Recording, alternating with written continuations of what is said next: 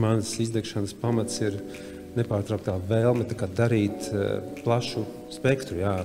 Tas ir dizains, tā ir vizuālā komunikācija, atrast to savu valodu caur mākslu, caur dizainu. Tāpat brīdī tā ir kaut kāda komunas piesaiste, attīstot radio, vai tie žanri ir plaši. Un tad kādā brīdī tas viss sadurās pret kaut kādu birokrātisku stulbumu, ka tev vienkārši vairs neko negribās darīt. Tā kā nolaižās rokas. Un kā reiz Una vakar arī prasīja par to visu, un es tieši biju nomaksājis kaudzi ar rēķiniem, un tu saproti, kā fuck.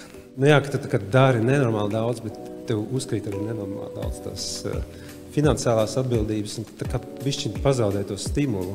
Un tas, man liekas, arī tajā lokālajā vidē ir tas, kad reizēm pietrūkst tas naivums vai naivā cerība, ka kaut kas tiešām var izmainīties. Un, jā, tad mēs